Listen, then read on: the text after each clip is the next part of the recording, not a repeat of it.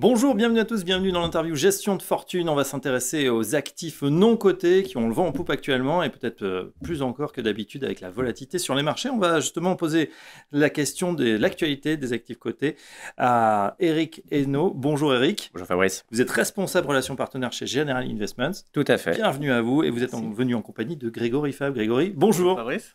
Responsable clientèle privée, Adam Street Partners. On va voir quelles sont vos relations dans un instant. Mais tout d'abord, pour voir le sujet, Eric, votre sentiment justement sur ce boom des actifs non cotés. On a l'impression qu'on en parle beaucoup en ce moment. Private equity, infrastructure. Tout à fait. Voilà, peut-être par rapport à cette volatilité, je disais, exacerbée avec l'arrivée de Trump. Certains en ont peut-être marre de cette volatilité. Les actifs non cotés, au moins, on est sur un temps long. Ça ne cote pas tous les jours, comme son nom l'indique.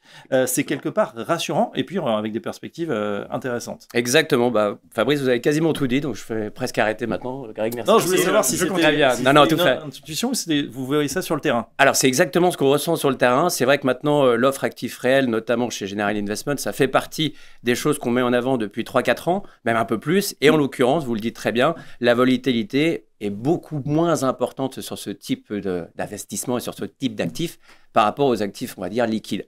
Et en l'occurrence, nous, chez General Investment, on a eu cette chance, notamment de travailler main dans la main avec un assureur qui s'appelle Generali France, qui est venu nous voir et qui nous a sollicité pour nous demander justement un produit sur le private equity à mettre dans les contrats d'assurance vie. Et à partir de là, Adam Street, qui a eu cette réponse de nous accompagner justement, et on a pu travailler avec l'une de nos boutiques qui s'appelle Lumina pour mettre en place justement 2 produits sur le private equity, un sur le private equity au sens large et un autre sur la private debt qui existe depuis maintenant presque un an. D'accord, si je comprends bien, donc il y a 3 entités, General Investment, Lumina et Adam Street Partners. Exactement. Pour faire une petite métaphore, sans vouloir, on aime bien parler d'automobile, donc c'est vrai que malgré tout, on va avoir celui qui s'occupe du moteur, Adam Street Partners. Oui. On va avoir ensuite celui qui a fait la carrosserie, le châssis, ainsi de suite, Lumina et on va dire General Investment évidemment. Et enfin, le distributeur, le garagiste, Generali France. D'accord, c'est très clair. Alors on s'intéresse au moteur avec vous, donc Grégory, effectivement. Est-ce que vous pouvez nous présenter en 2 mots ce que fait Adam Street Partners et votre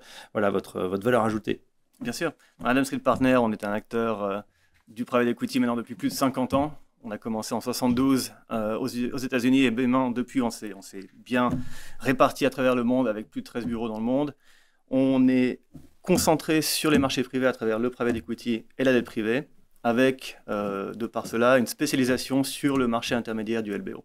On adore le buyout, on en fait à travers différentes stratégies, on va en parler, et c'est ces stratégies-là qu'on met à disposition de Generali aujourd'hui à travers Lumina pour justement les clients français. D'accord, justement, ces LBO, ils sont sur quel type d'entreprise ou quelle taille d'entreprise? Alors on y voit souvent des entreprises qui sont relativement matures, qui sont souvent à une échelle relativement nationale, donc peut-être moins exposées à ce qu'on a pu entendre sur les derniers mois avec des soucis de droits de douane, de soucis de tarifs entre Chine, US, Europe, et des entreprises qui donc ici ont des produits bien implémentés, des chaînes de production bien implémentées, qui ont des modèles qui existent souvent depuis des décennies, mais qui ont besoin de capitaux pour en fait croître de manière pérenne. Oui, exposition géographique, on est quel côté du... On retrouve généralement 70% aux États-Unis, grosso modo, et aujourd'hui facilement 30% en Europe. Sur l'Asie, on a un peu réduit la voilure. Ouais. Alors, Eric, ces stratégies, elles plaisent à vos clients quand on leur propose, ils sont appétents à prendre ce type de risque? Alors, en l'occurrence, oui, comme je le disais tout à l'heure, déjà moins de volatilité, même si évidemment, on sait très bien qu'il y a des risques de perte en capitaux. Ce n'est pas du garanti, bien sûr. Mais l'idée, malgré tout, c'est de se dire que sur des produits avec le private equity au sens large, marché secondaire, marché primaire, on a évidemment des gains potentiels très importants. Nous, ce qu'on recommande en général à nos clients, en tout cas à nos partenaires, c'est de rester évidemment sur le long terme, vous l'avez dit. Mais malgré tout, on regarde un tout petit peu dans le rétroviseur et même si les performances passées ne préjugent pas des performances futures, notre premier produit qui a un peu plus de maintenant de 4 ans et demi, il fait en moyenne, je dirais, autour de 10% de performance annualisée, net de nos frais de gestion, mais brut des frais du contrat. Et en l'occurrence, sur la dette privée qui vient d'être lancée, on a des perspectives entre 5 et 7%. Toujours brut. Des frais du contrat, je tiens à le préciser, c'est très important. Bien sûr.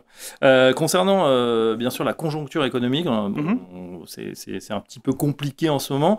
Est-ce que, malgré tout, cette stratégie, elle est pérenne? On entend qu'il y a des faillites d'entreprises, que c'est compliqué. En France, on sait qu'on a la tombée des PGE, ces fameux prêts garantis par l'État. Est-ce que c'est un bon moment pour trouver des deals? Écoutez, on pense que oui. Il y a plusieurs raisons pour cela. On peut regarder le private equity, on peut regarder la dette privée. Mais c'est vrai que dans l'ensemble, si l'année avait relativement bien commencé, le deuxième trimestre a été haut en surprise et en volatilité. Oui. Ça a eu deux impacts principaux. Le moral a été sapé de la part des investisseurs qui forcément sont peut-être moins enclins à prendre du risque aujourd'hui. Et de l'autre côté, les introductions en bourse se sont vues encore plus fortement réduites. Elles étaient déjà bien en baisse depuis 2 ans. L'impact sur le PE aujourd'hui, c'est le suivant, c'est qu'il y a très peu de liquidités.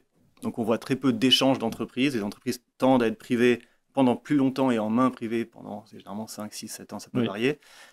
Et à l'inverse, par contre, la santé de ces mêmes entreprises est très pérenne. On voit aujourd'hui des fondamentaux très robustes, avec très peu finalement de cas de défaut sur les entreprises qu'on peut observer donc, nouveau sur le marché du buyout intermédiaire. Et c'est bien là le paradoxe en fait, où une des opportunités que tu avais mentionné aussi, c'est le secondaire aujourd'hui, qui permet en fait pour quelqu'un qui détient un portefeuille de private equity, de pouvoir le revendre à des acheteurs comme Adams Street, qui dès lors, de par ce déséquilibre de marché entre acheteurs et vendeurs aujourd'hui, peuvent se voir offrir des décotes importantes. Ouais. Et oui, certains sont obligés de vendre, donc à ce moment-là, on en profite. Pour finir, Grégory, quel est un des objectifs d'Adams Street là, pour la suite de cette année là? Écoutez, nous, c'est simple, dans ce contexte volatile, c'est d'éviter l'utilisation de leviers, de stratégies financières et vraiment de se concentrer sur la valeur intrinsèque des entreprises et de rechercher la qualité des entreprises. Donc que ce soit par des investissements directs ou des investissements indirects, on cherche vraiment ici à avoir des entreprises qui vont durer, qui vont croître sur 5, 6, 7 ans et qui vont justement nous amener à être décorrélés des marchés cotés le plus possible. Très bien. Eric, vous aussi pour finir, voilà une stratégie, on ajoute une corde à l'arc des possibilités dans ce patrimoine pour vos clients. C'est vrai que c'est important d'avoir toute cette gamme qui autrefois était réservée vraiment à la banque privée. Il fallait plusieurs millions d'assets. Aujourd'hui, on a l'impression que c'est accessible vraiment à toutes les bourses. C'est exactement ça. Ça a été justement le cahier des charges, je dirais, de Generali France qui a été justement présent dans la sélection d'Adams Street.